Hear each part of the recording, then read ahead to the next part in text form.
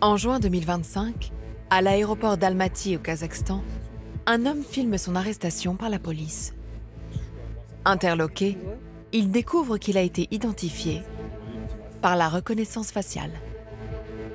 Sur l'écran du policier, on peut lire « Visage » 94,3%.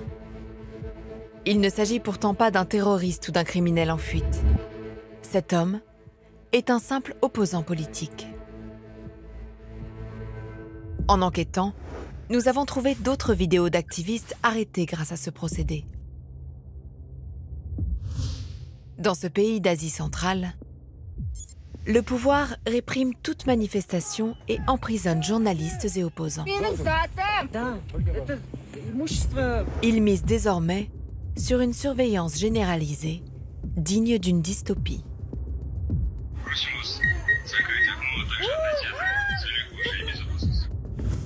Des systèmes de reconnaissance faciale sont mis en place dans tout le pays, avec l'aide de sociétés occidentales.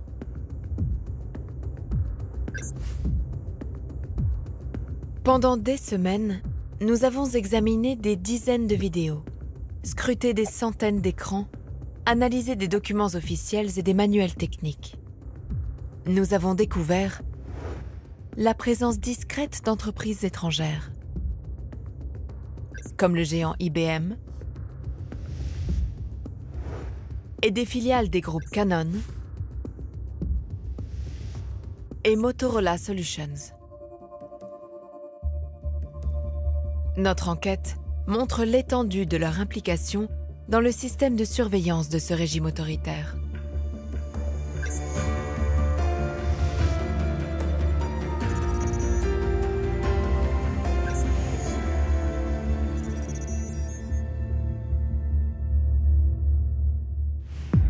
En janvier 2022, suite à une hausse du prix du carburant, des manifestations éclatent dans tout le Kazakhstan. Les autorités répondent par la force et ouvrent le feu. Le bilan est terrible. 238 morts. Depuis, il est devenu pratiquement impossible de manifester au Kazakhstan, même seul. En janvier 2025, dans la ville d'Almaty, la militante Aktorgin Akenjebalassi proteste, pancarte à la main. La satire n'est pas un crime. Elle dénonce l'arrestation quelques jours plus tôt d'un blogueur satiriste bien connu. Mais elle est immédiatement arrêtée, sous les yeux de ses proches, qui la filment et qui s'indignent.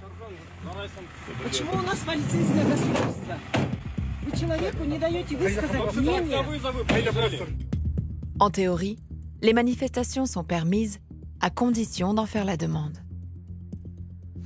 Mais celles-ci sont presque toujours rejetées, comme le montrent des activistes qui publient sur la messagerie Telegram ces lettres de refus. Je vous informe que vous n'êtes pas autorisé à organiser un rassemblement pacifique sous forme de défilé. Et braver ces interdictions peut coûter cher. En novembre 2023, le défenseur des droits de l'homme Marat Zilambayev est condamné à 7 ans de prison. Il avait organisé un rassemblement qui demandait notamment la libération des prisonniers politiques. Selon Open Dialogue Foundation, une organisation de défense des droits humains basée à Bruxelles, il y aurait au moins 48 personnes emprisonnées pour des raisons politiques au Kazakhstan. Comme le montre notre enquête, cette répression prend aujourd'hui une nouvelle dimension grâce à des technologies longtemps réservées aux films d'anticipation. En mai 2025, un défilé militaire est organisé. Une femme filme depuis sa fenêtre, quand soudain, un drone apparaît et la rappelle à l'ordre.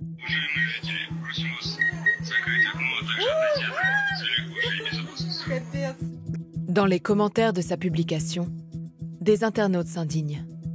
Je n'ai vu de telles choses que dans des films dystopiques.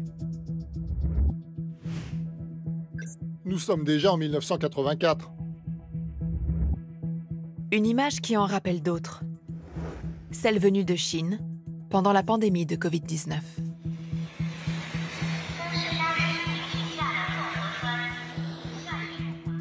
Le système de surveillance chinois, c'est en effet un modèle pour le Kazakhstan. En 2019, le président Kassym-Jomart Tokayev visite l'entreprise chinoise de vidéosurveillance Hikvision. Il en revient très enthousiaste. Они оцифровали все основные города, причем оцифровали очень глубоко. Насколько глубоко, всем понятно. То есть нажимаешь на экран и входит цифра, вернее данные на того или иного человека, включая буквально все. Когда он закончил институт... Un modèle qu'il met en œuvre en développant des smart cities, des villes intelligentes ultra connectées, où la police dispose de centres de contrôle dernier cri. La vidéosurveillance est au cœur de ces villes, enrichie d'un outil très controversé, la reconnaissance faciale. C'est ce que nous constatons dans la ville d'Aktobe. En décembre 2024, le président kazakh découvre le centre de contrôle flambant neuf du département de police de la ville.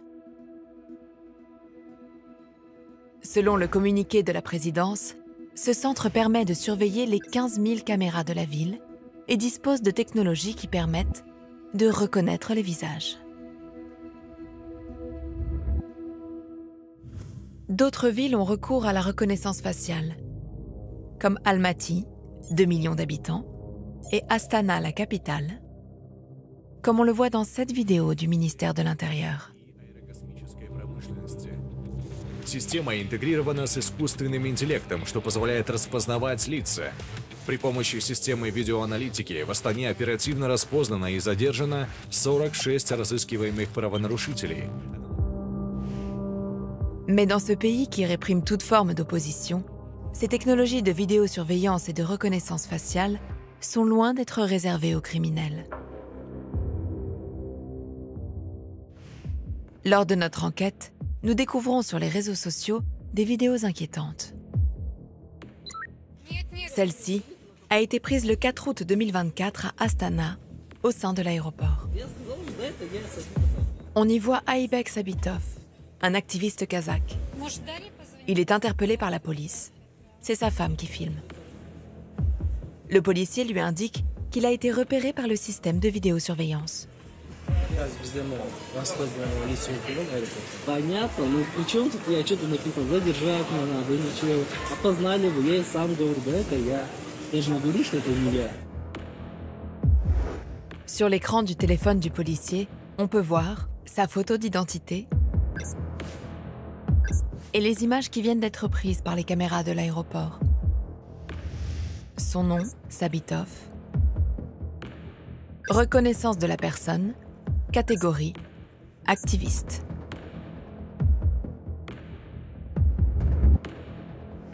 Il proteste, les policiers le laissent partir. Mais il n'est pas le seul militant à avoir été arrêté de la sorte. D'autres vidéos montrent des scènes similaires, comme celle-ci. Nous la trouvons sur TikTok légendée « Camp de concentration numérique ».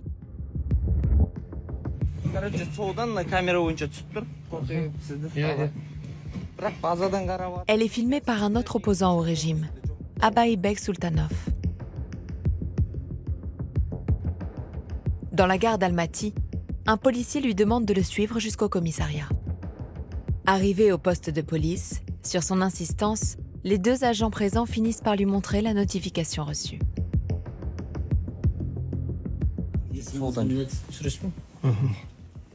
Вот такую, короче, тут. На видеомен кіргеніңіз жаңа камера таргетпен. Сол бойынша сіз сұрап причина. Là encore, Sultanov a été identifié grâce à la reconnaissance faciale. On peut en effet discerner sur cette capture d'écran détection du visage d'Abaybek Sultanov Askarovich. Devant les policiers, le militant exprime sa colère face aux nouvelles méthodes du pouvoir kazakh.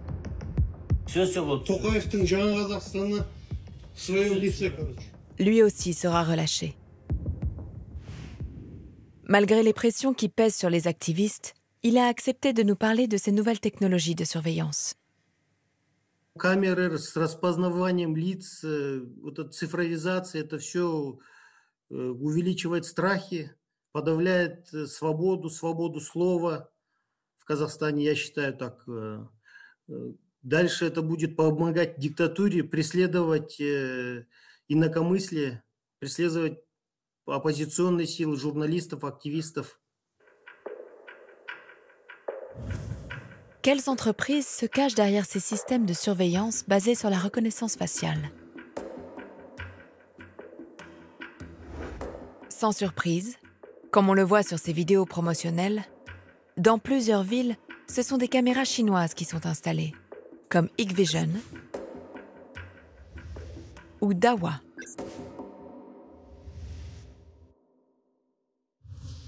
Mais en analysant de près les images de ces centres de vidéosurveillance, nous découvrons des systèmes fournis par des entreprises occidentales. Comme IBM. Nous l'avons trouvé dans la ville d'Akol. Akol, c'est la première Smart City du Kazakhstan. Elle a été inaugurée en 2019. Sur Facebook, nous découvrons plusieurs photos publiées par les entreprises kazakhes impliquées dans ce projet. On y voit le centre de vidéosurveillance. Nous avons analysé ces images.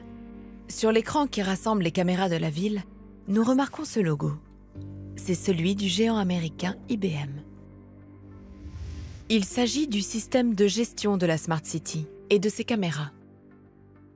En poursuivant nos recherches, nous trouvons cette interview d'un responsable de Kazakh Telecom qui a participé à l'installation du système. Il affirme qu'IBM a aussi fourni des logiciels d'analyse vidéo. L'analyse et l'apprentissage automatique sont effectués grâce au système IBM Intelligent Video Analytics et Power AI Vision. Des outils qui permettent d'analyser le comportement humain en temps réel ou de faire de la reconnaissance faciale, précise-t-il. Nous écrivons à IBM. Au Kazakhstan, la liberté d'expression et le droit de manifester sont systématiquement réprimés. Des témoignages font état de militants arrêtés par la police dans les aéroports et les gares parce qu'ils ont été reconnus par un système de reconnaissance faciale. Comment pouvez-vous être sûr que vos produits fournis à Akol ne sont pas utilisés à des fins de surveillance de masse? Ils reconnaissent avoir fourni leur logiciel. Nous avons vendu le software aux clients en 2018, notre engagement a pris fin en 2019 et nous n'assurons plus le support de ce logiciel. Cette solution de reconnaissance faciale n'est plus vendue ni prise en charge par IBM depuis 2020. Pourtant, en 2018 déjà, le Kazakhstan était considéré comme un pays répressif, bafouant les droits humains. Mais surtout, dans un reportage de la télévision kazakh de janvier 2025, nous constatons que le logiciel d'IBM est toujours utilisé. Ce système fonctionnerait donc depuis 7 ans, sans aucune mise à jour. Interrogé sur ce point, IBM ne nous a pas répondu. En enquêtant, nous trouvons une autre entreprise, européenne cette fois, Milestone. Elle aussi est présente à Akol. Dans ce même reportage de 2025, nous repérons sur un écran ce nom de logiciel. X-Protect. Il s'agit d'un produit de l'entreprise danoise Milestone. Il permet de centraliser sur une même plateforme l'ensemble des caméras de vidéosurveillance de la ville. Il est utilisé aux côtés des logiciels d'analyse d'images d'IBM. L'entreprise danoise est également présente à Aktobe, la ville où le président kazakh s'était rendu fin 2024 et qui a recours à la reconnaissance faciale. En zoomant sur cette image partagée par la présidence, nous retrouvons le logo de X-Protect. Milestone propose également une technologie israélienne, BriefCam. Ce logiciel permet la reconnaissance faciale. Nous l'avons retrouvé dans 3 villes du pays. À Taldykorgan. C'est dans cette vidéo de présentation de la police que l'on voit apparaître le logiciel sur un écran. On y distingue ses fonctionnalités. Reconnaissance de plaques d'immatriculation ou reconnaissance faciale. Nous retrouvons cette interface dans la ville de Taraz et à Jibek Jolie. Dans ce village, la vidéosurveillance a été installée par cet homme, qui se fait appeler CCTV Commander sur Instagram. Dans cette publication, il explique que le système intègre bien BriefCam. Nous l'avons appelé. Мы журналисты Арты, мы бы хотели узнать, может ли BriefCam опознавать людей. Ну, у BriefCam есть такая возможность. Скажите, BriefCam может тогда узнать лица, которые находятся там в каких-то определенных списках людей, которые находятся в розыске? Если вы этот список несете туда, то он может найти, да.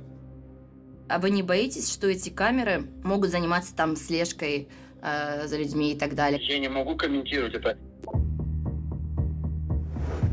Nous soumettons les résultats de notre enquête à la maison mère de Milestone et BriefCam, le géant japonais Canon. Comment justifie-t-il le déploiement de ces logiciels au cœur du système de surveillance instauré par le régime kazakh? Canon nous répond. Il n'est pas établi que les produits Milestone et BriefCam soient utilisés pour la surveillance des dissidents. Toutefois, les contrats de licence de Milestone et de BriefCam incluent une clause d'engagement envers la Déclaration universelle des droits de l'homme des Nations Unies et stipulent clairement qu'ils pourront être résiliés en cas de violation de ces conditions. Mais dans sa réponse, Canon ne précise pas comment il s'assure que ces clauses sont effectivement respectées. En poursuivant nos investigations, nous découvrons que le Kazakhstan est un véritable laboratoire pour les entreprises de vidéosurveillance. En particulier pour l'une d'entre elles, omniprésente dans le pays, le groupe américain Motorola Solutions. Et ce, au travers de filiales comme Pelco. Cette société spécialisée dans la vidéosurveillance vend notamment ce logiciel, Video Expert. Celui-ci permet de gérer l'ensemble des caméras d'un système de surveillance en temps réel. Nous l'avons retrouvé dans 6 villes, comme Taraz,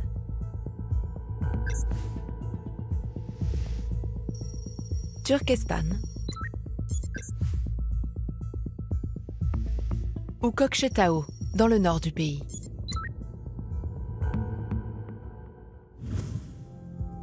Et Pelco ne se contente pas de fournir ce logiciel, comme nous l'avons constaté à Astana. Ici, l'entreprise américaine est partout. En plus du système Video Expert, Pelco fournit également les écrans et ce clavier de commande. Il s'agit du modèle Andura KBD 5000. Il permet aux opérateurs de zoomer au plus près des visages.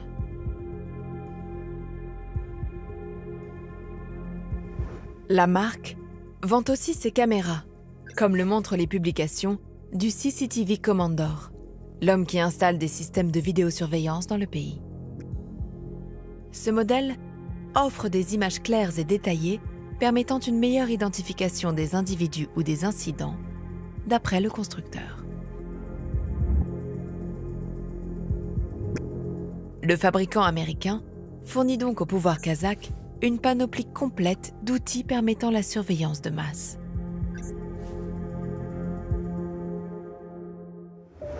En creusant, nous découvrons même les modules de reconnaissance faciale qui ont été intégrés au système Pelco dans certaines villes du Kazakhstan. À Taldykorgan, sur des écrans Pelco, à gauche, nous retrouvons l'interface Vidéo Expert. À droite, il s'agit d'ID Guard, un logiciel de reconnaissance faciale de la société Rec Faces, basée à Dubaï. Sur cette brochure, on peut lire qu'ID Guard a obtenu une certification internationale de Pelco en tant que module de reconnaissance faciale. À Jibek Jolie, l'installateur de la vidéosurveillance précise que le logiciel Pelco Video Expert est associé au module de reconnaissance faciale BriefCam.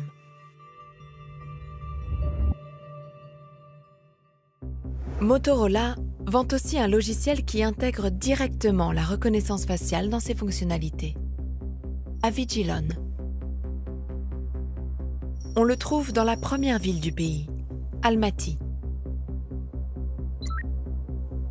Nous le repérons grâce à cet écran. On y entrevoit le logo Avigilon. Sur une autre vidéo, nous apercevons l'icône du logiciel.